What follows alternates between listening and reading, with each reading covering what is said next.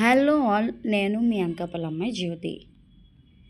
మా అక్కకి కథలు చదివే అలవాటు ఉండేది. సో అట్లా నేను ఒకసారి ఇంటికి వెళ్ళినప్పుడు మా అక్క కూడా ఇట్లా ప్రతిలిపి యాప్ అని ఉంటుంది, అందులో కథలు చదివే బాగుంటుంది అన్నది. సో అట్లా అట్లా అట్లా అలవాటు కాస్త చదవడం స్టార్ట్ చేస్తే నాకు కథలు రాయాలి ఏదో చిన్న చిన్న ప్రయత్నంలా అట్లా మన లైఫ్లో జరిగిన స్టోరీస్ లేదా ముచ్చట్లు అట్లా అట్లా ప్రతిలిపిలో జ్యోతితో ముచ్చట్లని నా పేజ్ స్టార్ట్ చేశా. అట్లా ఏవో కొన్ని రాశాను అనుకోండి. ఈరోజైతే ఫ్రెష్గా ఫ్యామిలీ గ్యాదరింగ్ ఇంకా నేను పోస్ట్ చేయలేదు, మీకోసం ఒకసారి చదివి వినిపిద్దామని చెప్పేసి స్టార్ట్ చేశాను అనమాట వీడియో. ఐ హోప్ అందరికీ కూడా నా ఫ్యామిలీ గ్యాదరింగ్ నా అభిప్రాయం అనే ముచ్చట నచ్చుతుంది అనుకుంటున్నాను. సో సుత్తి వేయకుండా, లేట్ చేయకుండా, ల్యాగ్ చేయకుండా మీ అందరి కోసం చదువుతున్నాను. మీ అందరూ కూడా దీన్ని వింటారు, ఆనందిస్తారు. ఒక ఎమోషన్ మీ లైఫ్లో కూడా ఈ ఎమోషన్ ఉంటుంది అని మీరు అనుకుంటారు. ఇది చదువుతుంటే మీ లైఫ్లో కూడా ఇలా ఉంటే బాగుంటుంది అని మీరు అనుకుంటారు అని నేను అనుకుంటున్నాను. సో అందరికీ కనుక మీకు నా యొక్క ఈ ఫ్యామిలీ గ్యాదరింగ్ అభిప్రాయం నచ్చితే సో లేట్ చేయకుండా అందరూ కూడా నా యొక్క యూట్యూబ్ ఛానల్ అండ్ ఇన్స్టాగ్రామ్ నా ప్రతిలిపి అకౌంట్ని ఫాలో అవ్వండి. సో లేట్ చేయకుండా నేనైతే ఇప్పుడు మీకోసం రీడ్ చేయడం స్టార్ట్ చేస్తున్నాను. హలో గైస్, ఎలా ఉన్నారు అందరూ? నేనైతే అమ్మ దుర్గమ్మ దయ వల్ల చల్లగా ఉన్నాను.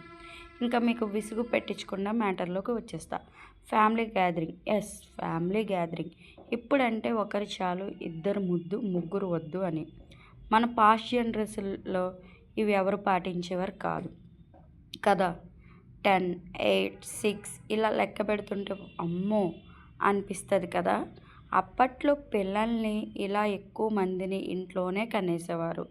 ఏదైనా అప్పటి జనరేషన్ మజాక, అప్పటి ఆచారాలు, సాంప్రదాయాలు, విలువలు అబ్బో చెప్పుకుంటూ పోతే ఎన్నో మన పాటించినవి.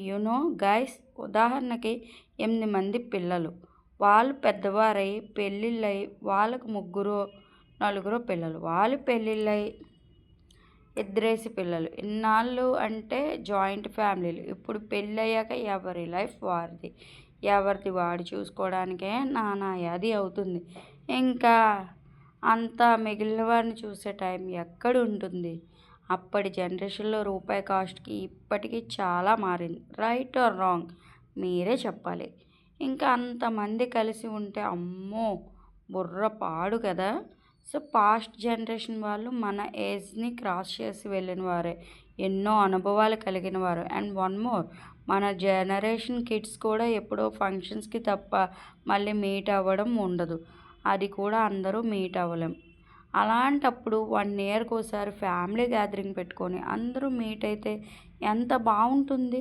పాస్ట్ జనరేషన్ వారి అనుభవాలు, సలహాలు, సూచనలు అన్నీ మనకి తెలుస్తాయి. మనం చేసే పనులు మంచివా కాదా, మనం ఎట్లా ఎదగాలి, ఇలా ఎన్నో పంచుకోవచ్చు. 1 ఇయర్కి ఒకసారి ఇలా కలిస్తే ఎంత బాగుంటుంది, కరెక్టా కాదా? ఇప్పుడుండే మన జనరేషన్ వారు బయట వారికి ఇచ్చే ప్రయారిటీలో కొంచెం ఫ్యామిలీ వాళ్ళకి ఇస్తే ఎంత బాగుంటుంది. డబ్బు ఈరోజు ఉంటుంది, రేపు పోతుంది. డబ్బు ఎప్పుడూ ఒక దగ్గర నిలవదు, చేతులు మారుతూనే ఉంటుంది. కానీ బంధాలు శాశ్వతం, ప్రేమ అనంతం. మనం శాశ్వతం కాదు. ఉన్నప్పుడే ఈ మాటలు అయినా, కలవడాలైనా, ఉన్నన్ని రోజులైనా అన్ని విషయాలు పంచుకొని చెప్పుకొని బ్రతకచ్చుగా. పోయాక ఓ దండేసి బాధపడేవారు పోయినవారు బ్రతికున్నప్పుడు నీకు నేను ఉన్నా అనే ధైర్యాన్ని ఇస్తే ఎంత బాగుంటుంది. ఆలోచించండి. ఇది నా అభిప్రాయం మాత్రమే. Bye all. ఐ హోప్ అందరూ ఈ ఫ్యామిలీ గ్యాదరింగ్ నా అభిప్రాయం మాత్రమే మినీ ముచ్చట ఎంజాయ్ చేస్తారనుకుంటున్నా. See you. ఇట్లు మీ అనకాపల్లమ్మాయి జ్యోతి.